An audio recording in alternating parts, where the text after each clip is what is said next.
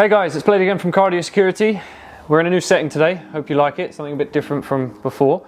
But today we're here to talk to you about a new Pioneer unit, the SPH-DA250DAB. Now, I'm going to go through this a bit more in depth than the other videos. We'll do a quick unboxing, show you exactly what comes in the box. We'll show you the boot up times, go in a bit more in depth with the unit itself, show you the Apple CarPlay and the Android Auto working. So first things first is going to be the unboxing.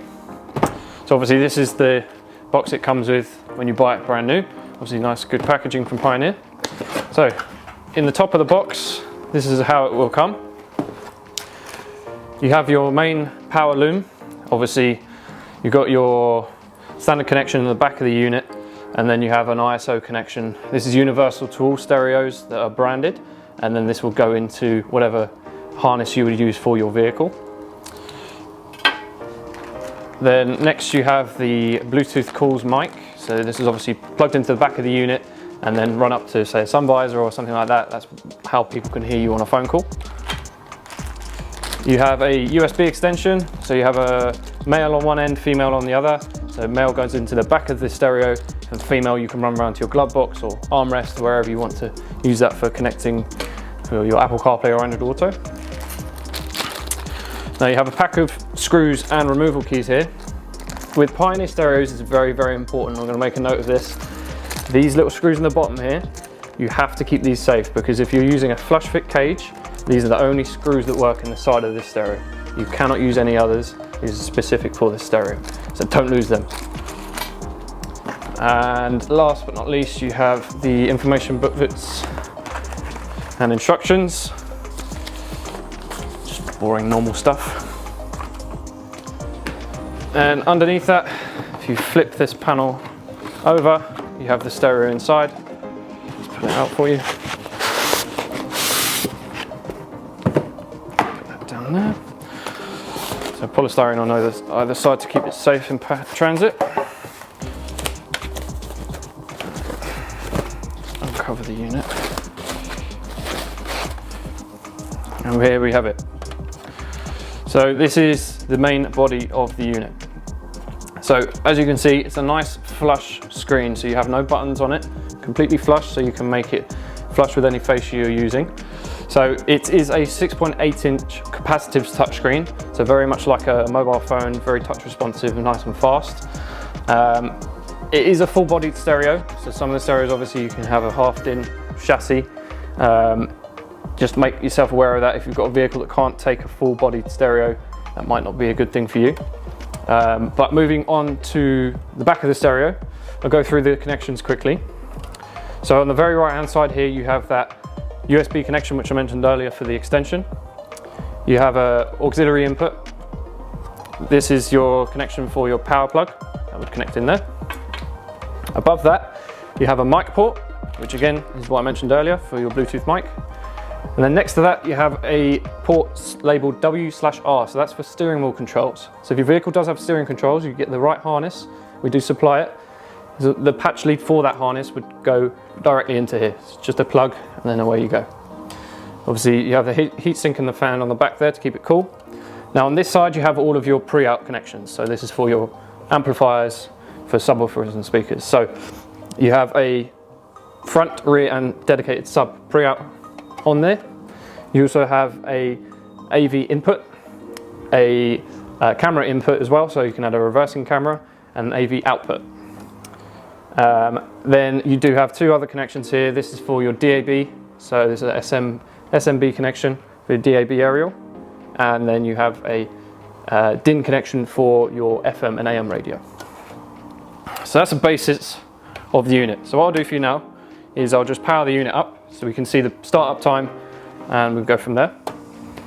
So we have our little power plug here.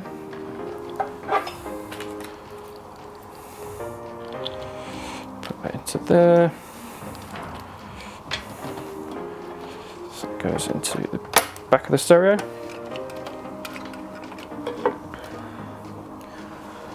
Okay, so this is going to be your load up time every time you turn the stereo on. So obviously it's going to take you straight into your language, obviously whatever language you want to select. This is for your DAB power settings. So if you're using a powered DAB antenna, you want to click yes on that. So obviously okay, and then that's just warning you for if you're driving, you can't use the screen whilst you're driving, that kind of thing. There we are. This is the main home screen of the stereo. So you'll always come back to this. Now, down the side here, you can see these little connections buttons here have lit up. Now you can change the color of this. It's completely RGB, so you can set it to whatever you want to in the settings. Then also with the background, you can set that to whatever you want to. You can download a picture onto the unit via USB. You can set that to whatever you want. But over here in the right hand side, you have a little quick connection tab. So all your recently used apps you can quickly go into. So obviously here you have DAB, FM radio, Bluetooth connection, Spotify app, USB, and that's a AV input. Now, good thing with this unit here is you have a lot of audio settings. So if you're using this unit for an audio setup, so if you're adding amplifiers, speakers, that kind of thing, you've got loads of settings, stuff like crossovers, time alignment, EQ. So it's really, really good stuff you kind of find in the DSP, that kind of stuff. So really good quality. Again, like I say, you can change the colors of the touchpads and the background if you want it to beep, all that kind of stuff. So it's all in the settings there. So quite easy to use. Now you do have a drop down box on the side here. So if I go back, so see it says off, currently not doing anything. If you drop down, I can go into, say, radio. That's obviously going to try and find a radio station.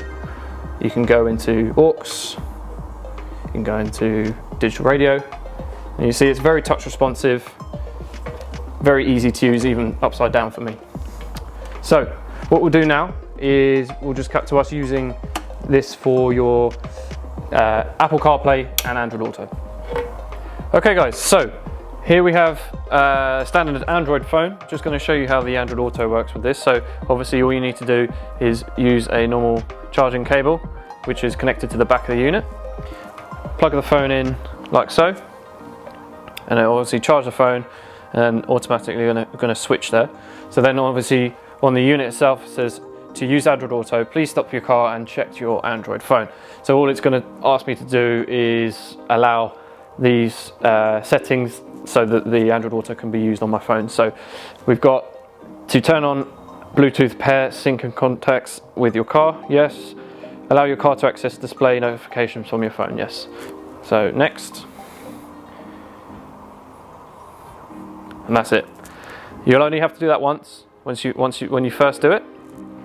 And then every time you plug it back in, like now, if I unplug it and plug it back in, automatically comes back on.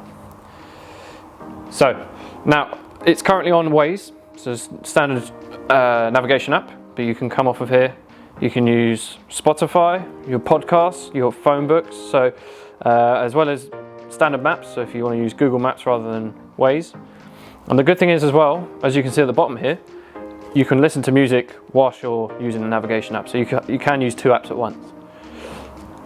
So that's pretty much it. You can scroll down, you can customize your widgets as well, so if you want to add, so you see how it pops up on my screen, I can add certain apps on here. Obviously certain apps won't work, such as YouTube and stuff like that. Obviously you can't use that whilst you're driving, but it's very, very handy to have whilst you're driving. So you can literally just click on maps, go to where you need to go, and then go back again. So very handy. So I'll show you the Apple CarPlay next. Okay guys, so we have an iPhone here, so we'll just demonstrate the Apple CarPlay side of things. So we do also have iPhone charging cable connected to the back, just how the Android was. So we'll connect that to the phone, charges the phone again. Now with iPhones, you don't really get that pop-up message asking for confirmation or anything. It goes straight into it. So again, it's tabs as it would be on your phone. It's a little bit more phone-like for the Apple CarPlay, I'll be honest, rather than the Android Auto.